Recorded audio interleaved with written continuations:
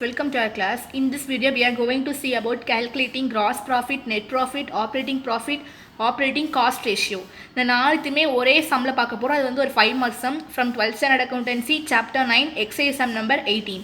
Particularஸில் question கொடுத்துருக்காங்க. Revenue from operations, other income income from investment தனியாக கொடுத்துருக்காங்க. ஸோ அந்த ரெண்டுத்தையும் ஆட் பண்ணால் தான் நம்மளுக்கு டோட்டல் ரெவன்யூ 1 + 2 4,04,000 கொடுத்துருக்காங்க. நெக்ஸ்ட் பார்த்தீங்க அப்படின்னா எக்ஸ்பென்சஸில் இந்த purchase, change in inventory, finance cost, administration and selling அந்த 4 கொடுத்துருக்காங்க. அதை ஆட் பண்ணி தான் டோட்டல் எக்ஸ்பென்சஸ் நீங்கள் அமௌண்ட் போட்டிருக்காங்க. லாஸ்ட்டாக ப்ராஃபிட் பிஃபோர் டேக்ஸ் 3 to 4 அப்படின்னு கொடுத்தது 80,000 கொடுத்துருக்காங்க. இதை தான் நம்ம நெட் ப்ராஃபிட்டில் எழுதுவோம். நெட் ப்ராஃபிட் ரேஷியோக்கு நெட் ப்ராஃபிட் டேக்ஸ்க்கு இந்த அமௌண்ட் தான் நம்ம எடுப்போம். அப்போது cross profit ratio first find பண்ணணும். Gross profit ratio equal to gross profit by revenue from operations into 100. இது வந்து நான் என்ன சொன்னேன் அப்படின்னா ப்ராஃபிட்டபிலிட்டி ரேஷியோஸ்க்கு கீழே உள்ள ரேஷியோ, இந்த 4 ரேஷியோ நம்ம கண்டிப்பாக 100 போகணும்னு சொல்லியிருக்கேன். அப்போது இதுக்கு கிராஸ் ப்ராஃபிட் கண்டுபிடிக்கிறதுக்கு நம்ம என்ன பண்ணணும்? ரெவன்யூ ஃப்ரம் ஆப்ரேஷன் நம்மளுக்கு டேரெக்டாக இருக்குது. ஸோ ரெவன்யூ ஃப்ரம் ஆப்ரேஷன் நம்ம போட வேண்டாம். கிராஸ் ப்ராஃபிட் ஃபைன் பண்ணுறதுக்கு நம்ம என்ன போடணும் அப்படின்னா revenue from operation minus cost of revenue from operation.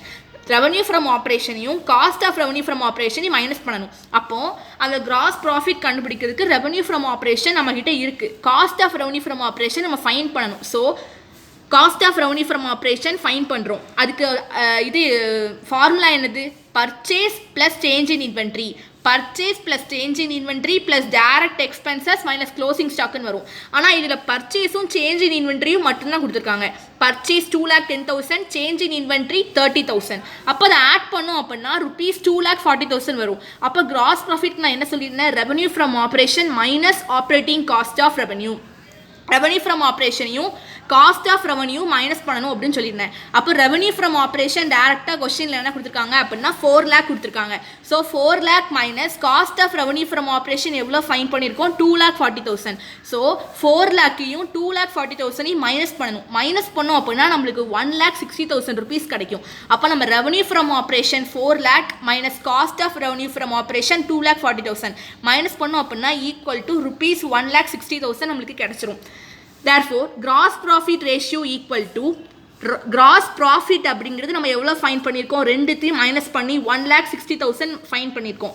Divided by revenue from operation 4 lakhன்னு கொடுத்துருக்காங்க. So 1,60,000 divided by 4 lakh into 100. அப்போது நம்ம 0 ஃபுல்லாக ஸ்ட்ரைக் அவுட் பண்ணிட்டோம் அப்படின்னா நம்மளுக்கு 40% கிடைக்கும். Therefore gross profit ratio equal to 40%. Ratio பார்த்தீங்க அப்படின்னா நெட் ப்ராஃபிட் ரேஷியோக்கு நான் ஆல்ரெடி சொல்லியிருந்தேன்.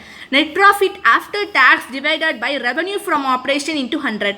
அந்த நெட் ப்ராஃபிட் அப்படிங்கிறதுக்கு எந்த அமௌண்ட் எடுக்கணும்னு சொல்லியிருந்தேன்? அந்த கொஸ்டினில் பர்டிகுலர்ஸில் கடைசி ப்ராஃபிட்னு கொடுத்துருந்தாங்க. ப்ராஃபிட் ஃபார் இயர்னு கொடுத்துருந்தாங்க 80,000 rupees. அந்த அமௌண்ட்டை தான் நம்ம எடுத்திருக்கோம். அதே மாதிரி டிவைடட் பை ரெவன்யூ ஃப்ரம் ஆப்ரேஷனுக்கு என்ன அமௌண்ட் எடுத்திருக்கோம் அப்படின்னா பர்டிகுலர்ஸ்லேயே ஃபஸ்ட்டு டேரெக்டாக கொடுத்துருந்தாங்க ரெவன்யூ ஃப்ரம் ஆப்ரேஷன் 4 lakhன்னு. So 80,000 divided by 4 lakh into 100. 0 ஃபுல்லாக ஸ்ட்ரைக் அவுட் பண்ணிட்டோம் அப்படின்னா நம்மளுக்கு வந்து 0 ஃபுல்லாக ஸ்ட்ரைக் அவுட் ஆயிரும். அதை அந்த 80 டிவைடட் பை 4 ஸ்ட்ரைக் அவுட் பண்ணோம் அப்படின்னா 20% வரும். So therefore net profit ratio equal to 20%. இப்போ நெக்ஸ்ட் பார்த்தீங்க அப்படின்னா operating cost ratio. Operating cost ரேஷியோக்குள்ள ஃபார்முலா என்னது? Operating cost divided by revenue from operation into 100. அப்போது ஆப்ரேட்டிங் காஸ்ட் அப்படிங்கிறதுக்கு என்ன நம்ம ஃபைன் பண்ணணும் அப்படின்னா ஆப்ரேட்டிங் காஸ்ட் ஃபைன் பண்ணுறதுக்கு காஸ்ட் ஆஃப் ரெவன்யூ ஃப்ரம் ஆப்ரேஷனையும் ஆப்ரேட்டிங் எக்ஸ்பென்ஸையும் மைனஸ் பண்ணுவோம். அப்போது cost of revenue from operation வந்து நம்ம ஃபஸ்ட்டு கண்டுபிடிச்சோமா அந்த கிராஸ் ப்ராஃபிட் ரேஷியோ ஃபைன் பண்ணுறதுக்கு நம்ம cost of revenue from operation find பண்ணிடணும். ஸோ அதே அமௌண்ட்டை இதில் தூக்கி பிளேஸ் பண்ணிடணும் 2,40,000. இந்த ஆப்ரேட்டிங் எக்ஸ்பென்சஸ் எந்த அமௌண்ட் போடணும் அப்படின்னா அப்போ ஆப்ரேட்டிங் காஸ்ட் ரேஷியோ ஃபைன் பண்ணுறதுக்கு நான் என்ன பண்ணணும்னு சொன்னேன்? Cost of revenue from operation plus other expenses. Cost operating expenses cost of revenue from ஆப்ரேஷனுக்கு டேரெக்டாக நம்ம இந்த அமௌண்ட்டை போடணும்னு சொல்லியிருக்கேன்.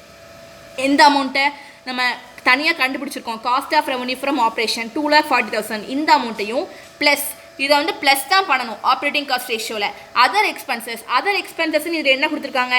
அட்மினிஸ்ட்ரேஷன் அண்ட் செல்லிங் 60,000 கொடுத்துருக்காங்க. நான் ப்ராக்கெட்டில் OT.EXன்னு போட்டிருக்கேன். அதுதான் அதர் எக்ஸ்பென்சஸ். ஸோ 2,40,000 ப்ளஸ் 60,000 அதை ஆட் பண்ணோம் அப்படின்னா இந்த ரெண்டுத்தையும் ஆட் பண்ணோம் அப்படின்னா நமக்கு ருபீஸ் 3 lakh கிடைக்கும். So therefore operating cost ratio equal to operating cost எவ்வளோ ஃபைன் பண்ணியிருக்கோம், ரெண்டுத்தையும் ஆட் பண்ணி 3 lakh ஃபைன் பண்ணியிருக்கோம்.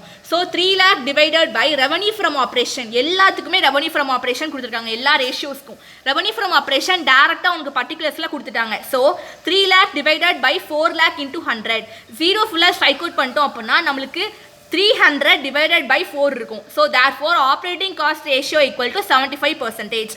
இப்போ next பார்த்தோம் அப்படின்னா operating profit ratio.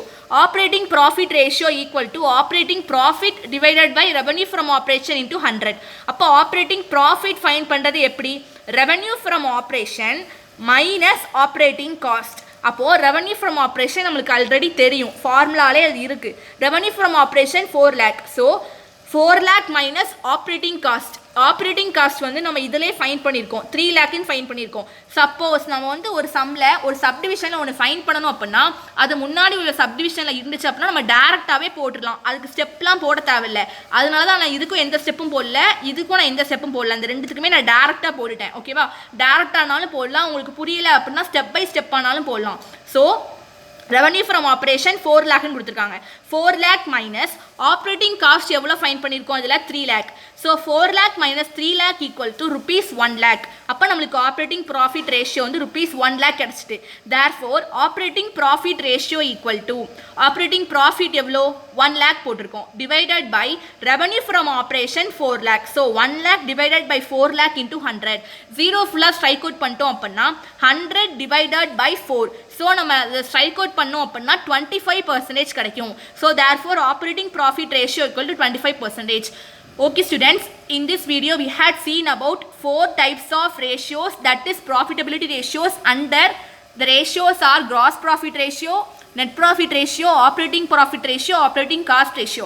So I requested you all the students to learn these 4 types of ratios formulas, then you can solve the problems as easy way. Then I request you to solve this problem, then only you can easily solve this problem in the examination. Okay students, in last video I had posted the 19th sum, this is 18th sum. So this lesson was over. We can see the next lesson in the next video. I think you had understood this video. Thank you for watching.